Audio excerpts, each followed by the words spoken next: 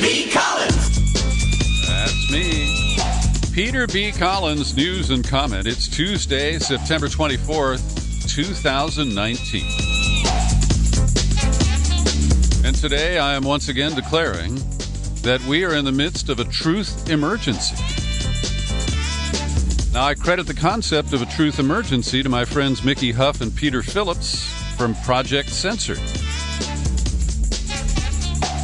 But as I look at the landscape today, Trump's lies and contradictions about Ukraine, the media cover-up for Joe Biden, claiming, oh, absolutely nothing went wrong there,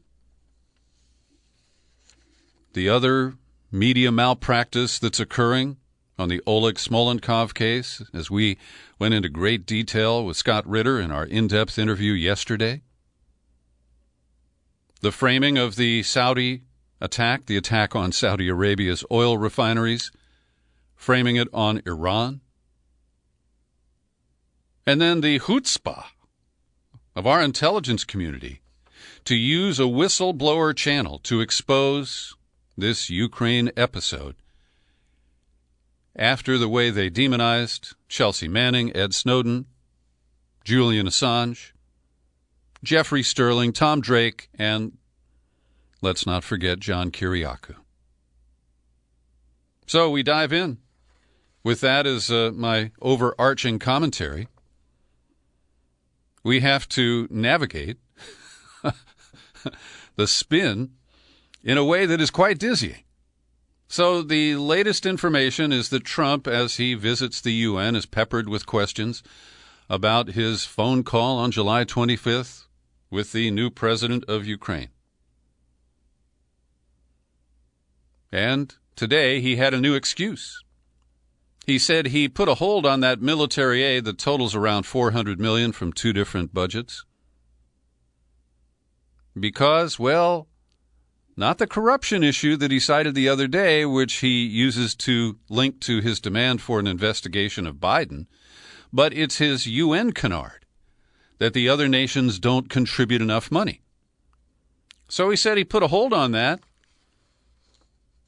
And at the UN, he said, and I'll continue to withhold until such time as Europe and other nations contribute to Ukraine because they're not doing it. But since 2014, the European Union has provided more than $16 billion in grants and loans to Ukraine. So, I mean, this is just another brazen lie by our dear tweeter. And, of course, one of the other obvious contradictions is that at the UN, this is a quote, when you see the call, when you see the readout of the call, which I assume you'll see at some point, that call was perfect. It couldn't have been nicer. Now, this is from the guy who is, risking impeachment because he is defying the law and refusing to share this whistleblower complaint with the intelligence committees in Congress. So he's telling us, you're going to get to see the transcript of this call, but I am feverishly working to prevent that from ever happening. So this is just more bullshit that's being shoveled out by this president. Now we are learning, first from anonymous sources who leaked to the Washington Post, and then repetition of those leaked remarks to the New York Times, that the president personally ordered his staff to freeze that money, directing Mick Mulvaney, the acting White House chief of staff. Trump loves them acting. They dance better. Who talked to the Pentagon and the State Department, who were told only that the administration was looking at whether the spending was necessary. And the New York Times correctly calls these a series of whipsawing declarations from Trump. He defended himself, vilified the Bidens, appeared by turns eager and reluctant to reveal the facts at the root of the allegations. He first said that he hoped that transcript would let us all know that it would exonerate him, and then angrily, moments later, he denied that he had committed to releasing it.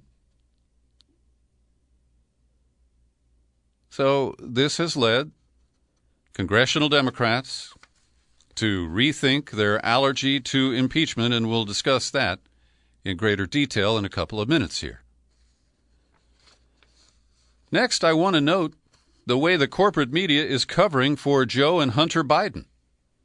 The article I just cited from the New York Times in its third paragraph includes this line: "This adds vital new elements to the raging debate over the president's effort to persuade Ukraine to examine unsubstantiated corruption allegations involving former Vice President Biden and his son Hunter." Unsubstantiated. That's what the New York Times calls it in that article. Here's a Washington Post, just a throwaway line: "Hunter Biden was not accused of any wrongdoing in the investigation." Last night, as I watched the PBS NewsHour, my jaw dropped as the only comment about the Bidens and the Ukraine scandal. Here's a quote: "Hunter Biden had business dealings in Ukraine while his father was vice president." That's all they said. Nothing about Burisma Holdings, nothing about the firing of the prosecutor after Joe Biden threatened to withhold $1 billion from the Poroshenko administration that we had just installed after the U.S.-backed coup of Yanukovych. And, of course, the corporate media has to cover this up because of their complicity in spinning up the Ukrainian populist revolution and never acknowledging the role of the U.S. in that coup. Here is a more polite rendition from The Guardian. "There is no evidence of any wrongdoing by Joe Biden or Hunter Biden. The allegations relate to Biden Jr.'s time on the board of Burisma, which was owned by a businessman who is being investigated by Ukraine's top prosecutor." Nobody has any questions about why Hunter Biden was plucked to sit on the board of Burisma Holdings in Ukraine? Hunter Biden, who had just come off being forced to resign from the military reserve because he tested positive for cocaine? Hunter Biden, the do-nothing son of the vice president? Oh, it was all okay. All okay. Then, in a timeline of the latest Trump scandal, as the Washington Post headlines it, Trump and his lawyer Rudy Giuliani have mounted a sustained public campaign for Ukraine to investigate a convoluted story in which Biden, as vice president, supposedly pressed for the ouster of a Ukrainian prosecutor who was investigating a company on whose board Biden's son sat. But the story is nonsense in every way. Really? Supposedly pressed for the ouster of the prosecutor? He succeeded. He didn't supposedly do it. And I don't have it in front of me, but yesterday, an opinion column by Michelle Goldberg at the New York Times, who was tweaking Pelosi for being slow to impeach, made the same kind of reference. That there is no scandal about the Bidens in Ukraine. This is media malpractice. This is yellow journalism. This is really disgusting. And they like to use timelines to create some false connections. Now, I will say that for Trump to make his call with Zelensky the day after Bob Mueller, the saint of the limited hangout investigation, had given his bizarre testimony on Capitol Hill, they create the illusion or the perception that Trump felt, he could then operate in a corrupt manner without any consequences. They do add one element here that I didn't know about before. In early September, Connecticut Senator Chris Murphy, a Democrat, spoke to President Zelensky in Ukraine. Murphy said their conversation led him to believe Zelensky directly expressed concerns that the cutoff of aid was a consequence of failing to probe Biden. Now, I make no excuse for Trump. This is deeply inappropriate. Not sure it's actually a crime. I've heard people I heard Tom Hartman embrace the term treason for Trump over this episode. But after you hear all of these people exonerate Biden without any current investigation, without a clear recitation of the known facts, I want to thank Yasha Levine, because he dug up December 8, 2015, New York Times. Byline, James Risen. He now writes for The Intercept, as you may know. Headline, Joe Biden, his son, in the case against a Ukrainian oligarch. I've linked to this article. You can read it for yourselves. It accurately recaps what was going on. It opens with the notation that Biden had traveled to Kyiv, Ukraine, a couple of days before this article was published. One of his issues was the fight against Ukraine's rampant corruption. And it's long running. Yanukovych didn't invent corruption in Ukraine. The article continues, but the credibility of the vice president's anti-corruption message may have been undermined by the association of his son, Hunter, with one of Ukraine's largest natural gas companies, Burisma Holdings, and its owner, Mykola Zlochevsky, who was he was Ukraine's ecology minister under Yanukovych before he was forced into exile. Hunter joined the board in April of 2014. In that same month, as part of an investigation into money laundering, British officials froze London bank accounts containing $23 million that belonged to Zlochevsky. But after Ukrainian prosecutors refused to provide documents needed in the investigation, a British court ordered the Serious Fraud Office to unfreeze the assets. They went on to call for an investigation into the misconduct of the prosecutors, but didn't mention Hunter Biden's connection in that zone. And Risen quotes Edward Chow at the Center for Strategic and International Studies. Now, you look at the Hunter Biden situation, and on the one hand, you can credit the father for sending the anti-corruption message. But I think, unfortunately, it sends the message that a lot of foreign countries want to believe about America, that we are hypocritical about these issues. And Risen also writes, it is not known how Hunter Biden came to the attention of the company. Announcing his appointment to the board, a former Morgan Stanley investment banker simply said that we are delighted to have him joining our board. So I do not pretend to know if the Bidens engaged in criminal behavior. But the optics of the Biden moves are just as stinky as Trump's. And yet, when you consume American corporate media today, you're only getting one side of that story. And they are actively exonerating Joe Biden. Sorry, I don't buy it. Meanwhile, the call for impeachment is ramping up. And you may recall last year, I did a couple of interviews with Patrick Martin, who writes for the World Socialist website, and he had done a great study looking at the candidates recruited by Democrats to run for Congress in 2018. And he noted the large numbers of veterans and former members of the intelligence community, spooks. And yesterday, 7 of them announced that they support impeachment, even though they're the group that Nancy Pelosi has been trying to protect, hoping to get them reelected next year in conservative areas where, supporting impeachment for Trump could be a liability. But they are standing up. They say if the allegations are true, then this is an impeachable offense, and it is their duty to investigate and pursue.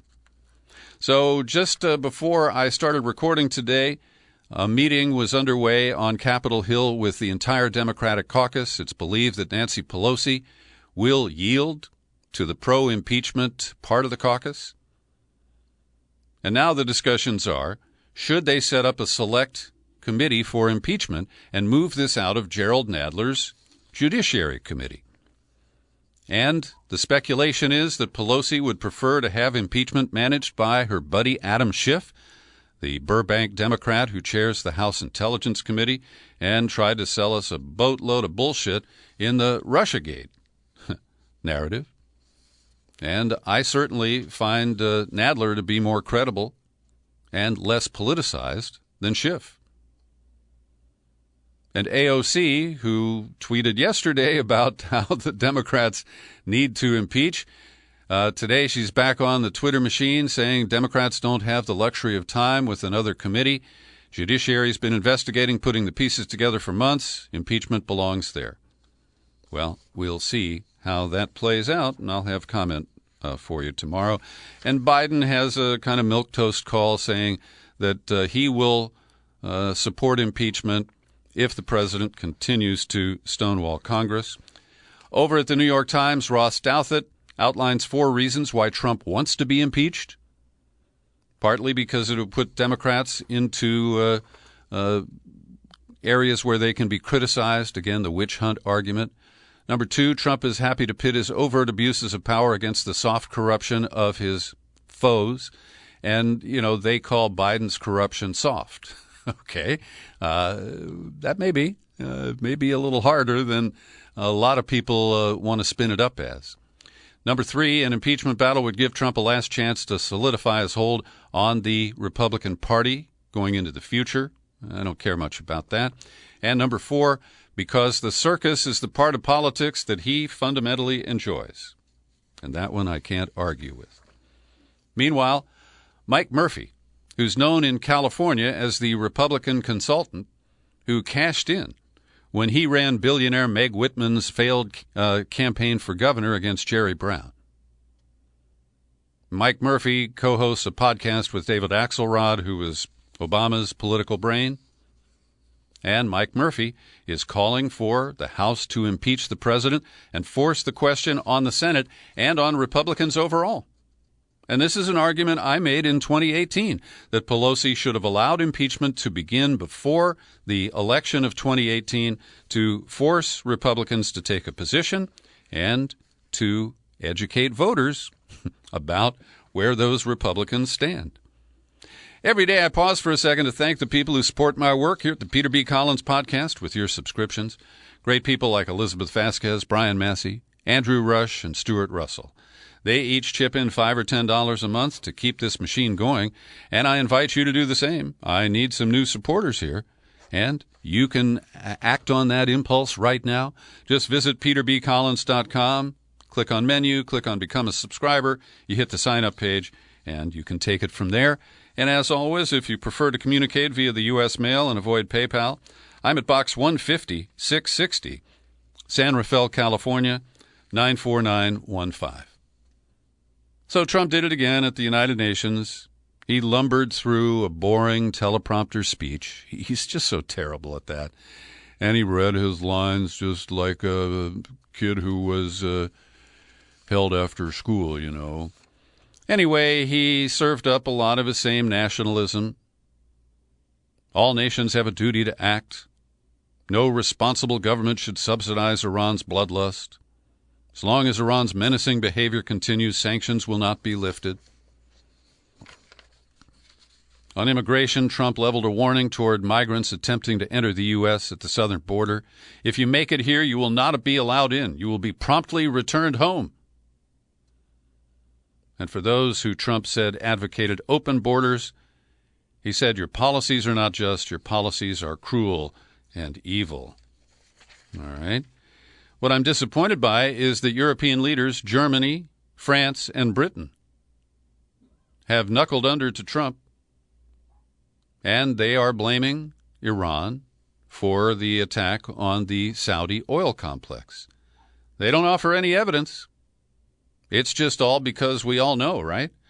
So they said there's no other plausible explanation than that Iran bears responsibility for this attack. Not proven, but, who needs proof? Ask Colin Powell.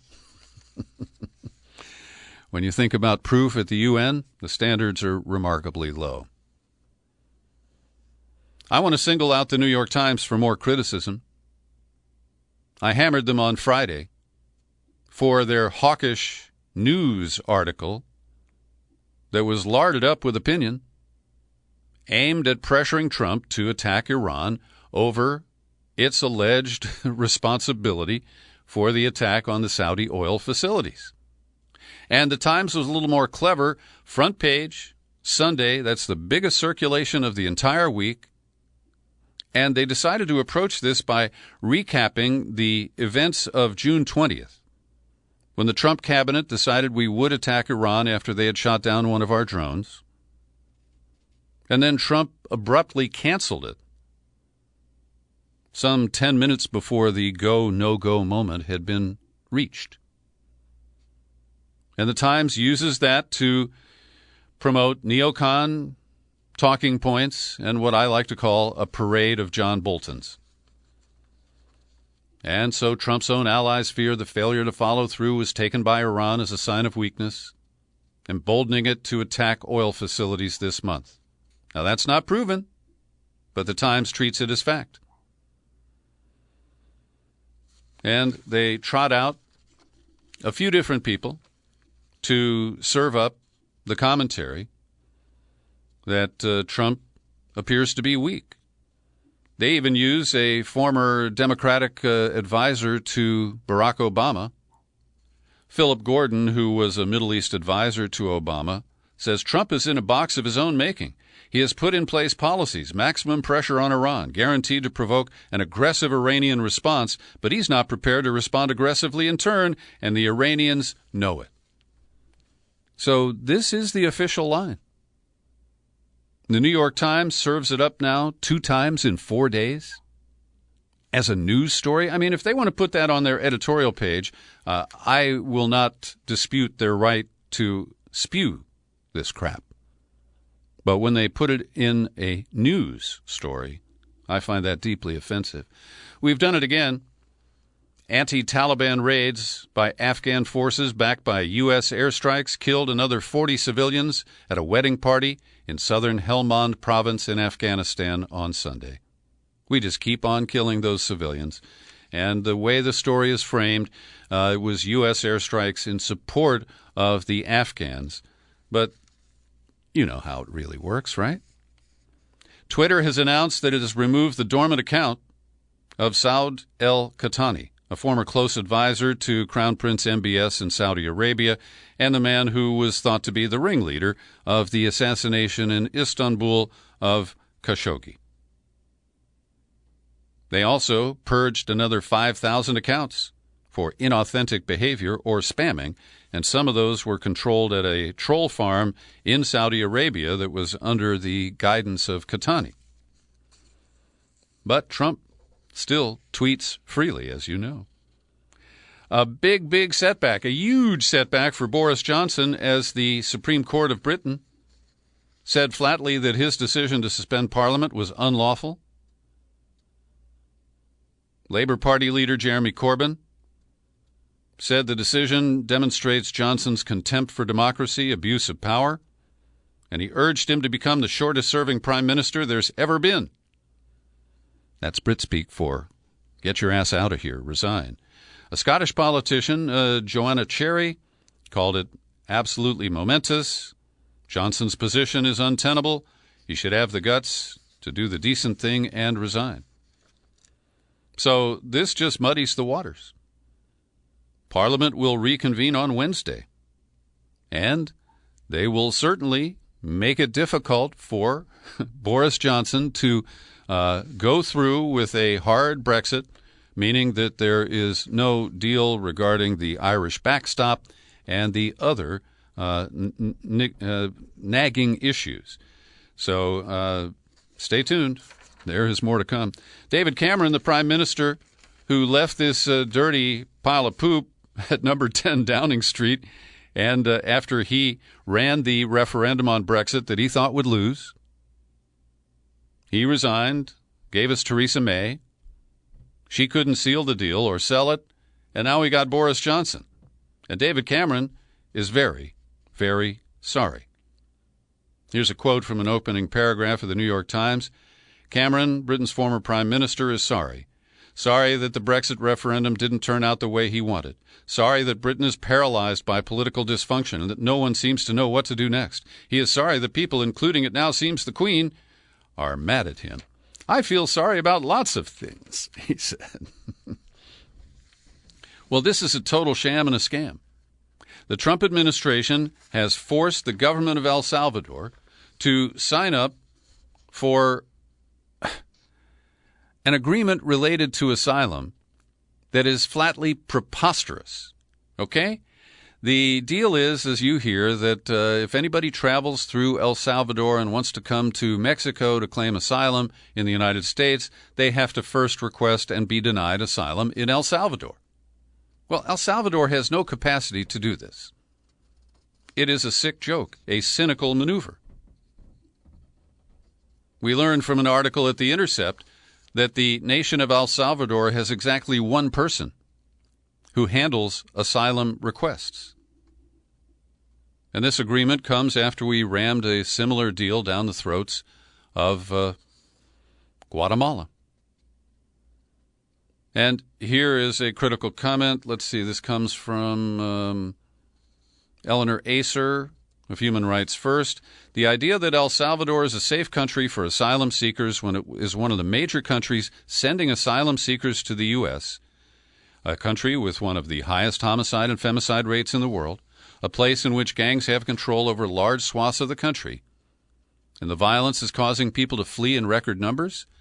This is another absurdity that is beyond the pale.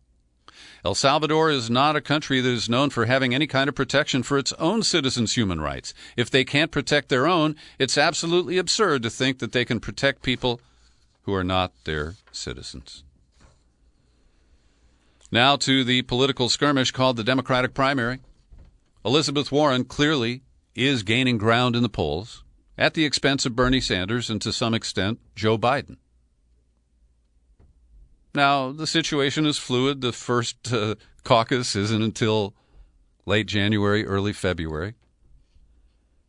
But it's fair to say that Elizabeth Warren is gaining ground.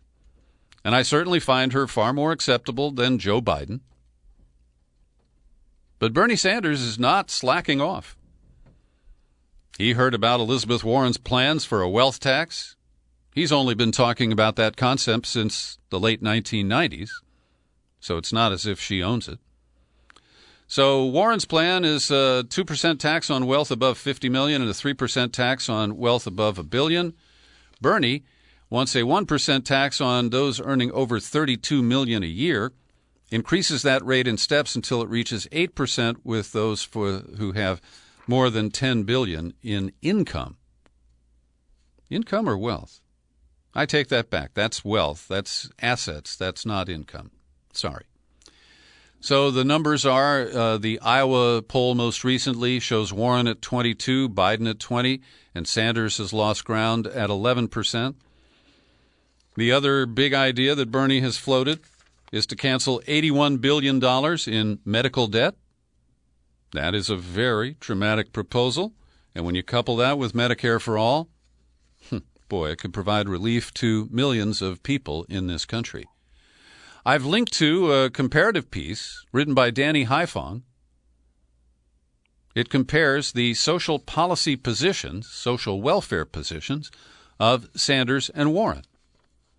And Haifong argues that they stand on opposite sides of the means-tested and universal policy debate. Sanders advocates for an anti-austerity agenda that favors universal social welfare policies, and Warren remains firmly on the side of a means-tested policy. On health care, Elizabeth Warren does not have a specific Medicare for all plan. That is accurate. On student debt, Warren has a plan that would reduce the debt, and Sanders calls for essentially canceling all of it. And Bernie's housing plan invests trillions of dollars obtained from his wealth tax to ensure that every worker has a roof over their head, but Warren proposes a small tax on wealthy families and private sector matching dollars. And then on organized labor, Danny Haifong finds that the biggest separation between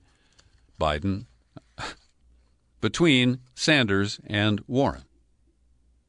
I recommend Jeff Cohen's piece that's published today at Common Dreams, saying that Joe Biden, if he is the Democratic nominee, will give us a rerun of the tragedy of 2016. It's well argued. Tulsi Gabbard has made the grade and will be invited to the October debate in Ohio. I've also linked to a lengthy article written by a publication from India, which is called Caravan Magazine. And in my limited research on Caravan Magazine, they are clearly anti-Modi, and Gabbard is supported by Narendra Modi, the Prime Minister of India. And the article details, in what appear to be accurate ways, the early support, both as a member of Congress and as a candidate for president, that Tulsi Gabbard has received from Hindus and from organizations that are part of the diaspora of India. Now, there's nothing wrong with that. It's not a crime. The fact that some candidates get their money from Wall Street and others get it from people who identify with the religious beliefs of an individual, I don't have a criticism of that, but I think people deserve to know the full story, and that Tulsi sometimes uses religious freedom arguments to dodge questions about this support from Hindus and people from India. This is truly bizarre. I have a hard time describing this. Andrew Wheeler is Trump's latest EPA director. He's a former Captain Clean Coal, lobbyist for the coal industry. And last week, the EPA and the Trump administration said that California can't have its own standards for mileage and smog control. And this week, they're telling us that California's chronic air quality problems lead the Trump administration to threaten to cut off highway funding for California until we can clean it up. Now, they just made a move to add pollution and emissions in California. California, for the first time under Governor Gavin Newsom, Jerry Brown wouldn't do it. He's going to require diesel trucks to get smog checked and to reduce their emissions. And the other major cause of smog and pollution in the air in California is wildfires, largely caused by climate change that Trump denies. And speaking of that, we're under a red flag alert here in the Bay Area and in far north California, where about 24,000 customers in Butte, Nevada, and Yuba counties had their power shut off by the utility last night as a precaution. Now, I understand the logic here, and I'm not opposing it. But we've seen a run on people buying generators so that they can run their refrigerators or medical equipment in the event of a wide blackout imposed by the utility. And I worry that those people at home with generators, refueling them in the dark, could create new wildfire risks as we try to tamp down the old ones. And finally today, a bittersweet moment. I got to know B.B. King, the great blues man, over the years. He appeared on my radio show in Chicago in the 1970s. He was a guest on my radio show in San Francisco in the 1990s. He fronted a benefit concert that raised the money to get my friend Dennis Jones out of San Quentin. He was serving a 23-to-life sentence. And after BB died, his family has been squabbling over his estate. And about $1 million worth of his memorabilia were sold yesterday. And one of the guitars he called Lucille, a Gibson ES 345, was sold for a mere $280,000. He was the king of the blues. Long live B.B. King. Thanks for listening to my daily news and comment podcast. You're free to share it all over the place. You'll find it on YouTube. And I remain Peter B. Collins. Happy trails to you until we meet again. Happy trails to you. Keep smiling.